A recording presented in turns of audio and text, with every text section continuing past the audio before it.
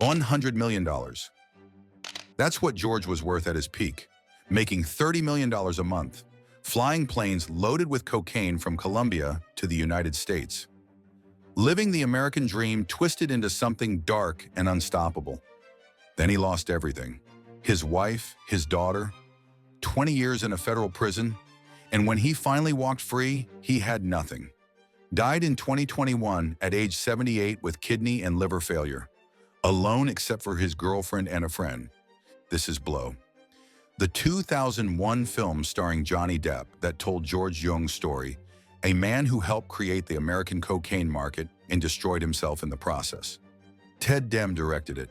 Depp became Jung. And the real George Jung?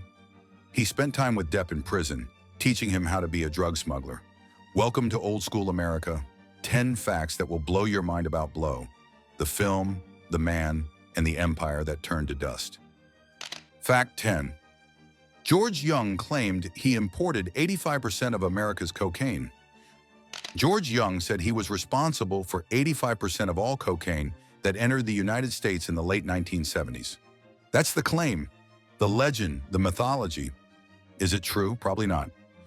Court records and DEA intelligence suggest Jung's role was significant, but nowhere near that level. He worked with Carlos later and the Medellin cartel. He smuggled massive quantities.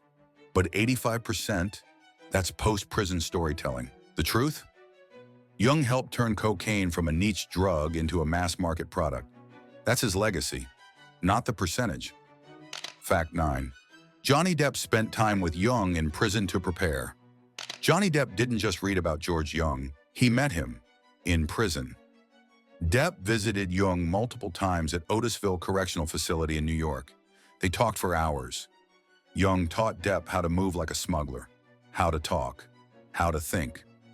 Jung later said Depp got it right, that Depp captured his essence, the arrogance, the charm, the stupidity.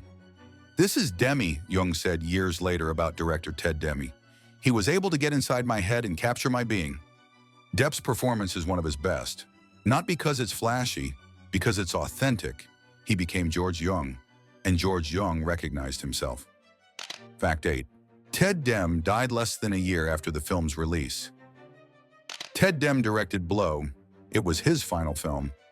On January 13, 2002, less than a year after Blow's release, Demme collapsed while playing basketball in Los Angeles. He was 38 years old. Cause of death, heart attack.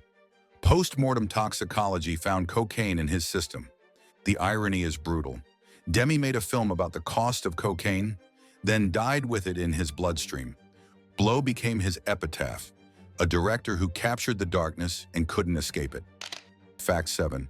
George Jung didn't see the film until 2018.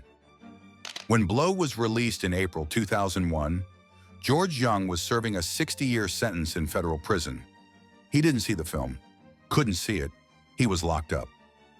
For 17 years, people told him about Johnny Depp's performance, about how the film captured his rise and fall, about how it became a cult classic. On August 6, 2018, Jung's 76th birthday, he finally watched it, a special screening at the TCL Chinese Theater in Hollywood. Jung walked in as a free man, surrounded by fans. After the film, Jung said, "Johnny got angry and said, 'The guy's right here. He's still alive. So if you can't do it right, then you can take your money and shove it up your ass.'" Depp fought to keep the film honest, and Jung appreciated it. Fact 6. Jung initially didn't want Johnny Depp to play him. When George Jung found out Johnny Depp was cast to play him, he was skeptical. Ted told me Johnny played a narc in 21 Jump Street and a half-human, androgynous barber in Edward Scissorhands, Jung said. So I thought, this isn't going to work. A teen heartthrob playing a drug smuggler? It didn't make sense. Then Jung met Depp, talked to him, watched him work. He changed his mind. Depp wasn't playing a character. He was channeling a life, Jung's life. Sometimes the wrong choice is exactly right. Fact 5. The real George Jung makes a cameo at the end. At the end of Blow, there's a scene in the prison yard. Prisoners walking, guards watching. One of those prisoners is the real George Jung. He appears briefly, a cameo in his own story. walking into the yard as an old man, serving time for the crimes that defined his life. It's haunting. The real man and the actor who played him existing in the same frame, past and present colliding. Jung's cameo is a ghost haunting his own mythology. Fact 4. Ray Liotta is only 8 years older than Johnny Depp. Ray Liotta plays George Jung's father, Fred Jung. Liotta was 46 when Blow was filmed. Johnny Depp was 38. 8 years. That's the age difference between father and son. Hollywood does this constantly, casting actors who are barely older to play parents. But it works because of performance. Liotta brings weight, gravitas, decades of disappointment etched into his face. The scene where Fred tells young George money isn't real is one of the film's most important moments. It sets up everything. George spends his entire life chasing money because his father told him it didn't matter. Liotta delivers that line like a man who's already lost. Fact 3. The film was based on Bruce Porter's book. Blow is based on Bruce Porter's 1993 book, Blow, How a Small-Town Boy Made $100 Million with the Medellin Cocaine Cartel and Lost It All. Porter interviewed Jung extensively. The book is part biography, part cautionary tale. It doesn't glamorize, it documents. David McKenna and Nick Cassavetes adapted the screenplay. They streamlined the story, cut characters, compressed timelines. The result? A film that moves like cocaine through the bloodstream. Fast, intense, inevitable. Porter's book is the skeleton. The film is the flesh. Fact 2. George Jung was released in 2014, rearrested in 2016, released again in 2017. George Jung served 20 years of his 60-year sentence. He was released on June 2, 2014, at age 71. Freedom lasted 2 years. In 2016, Jung violated parole by traveling to San Diego without notifying his parole officer. He was arrested, sent back to prison for 5 months. Released again in 2017, Jung lived quietly in Weymouth, Massachusetts, his hometown, the same place he tried to escape as a kid. He gave interviews, signed autographs, became a legend, but the money was gone.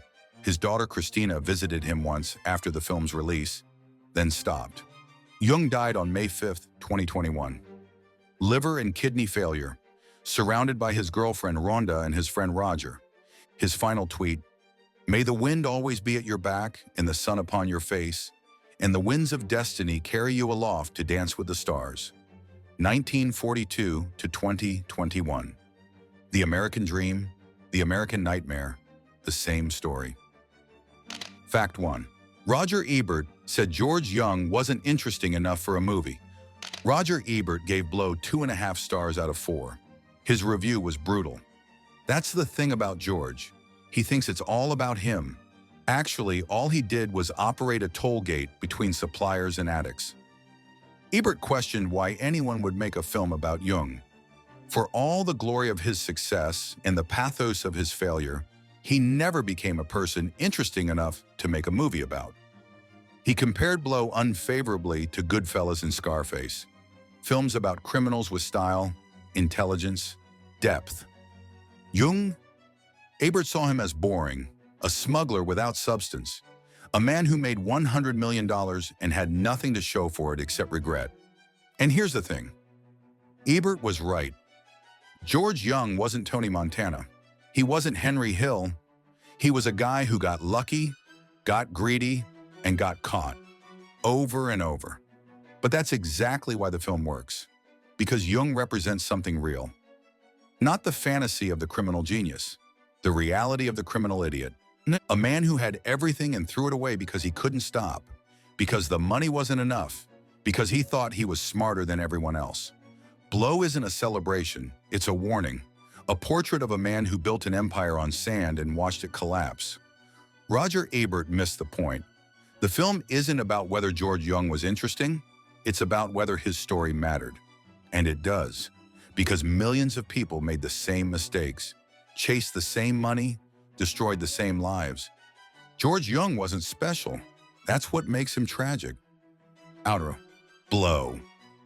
A film about a man who made $100 million and died with nothing. who created the American cocaine market and spent 20 years in prison for it, who had a daughter who wouldn't visit him, and a wife who betrayed him to the cops.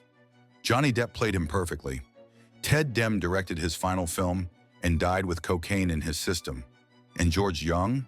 He watched the movie 17 years after it came out and said they got it right. This is old school America, the story of how greed destroys everything it touches. Hit that like button. Subscribe for more brutal truths about the dark side of American history. Drop a comment. Is Blow underrated or overrated? The House always wins. And George Jung, he was never the House.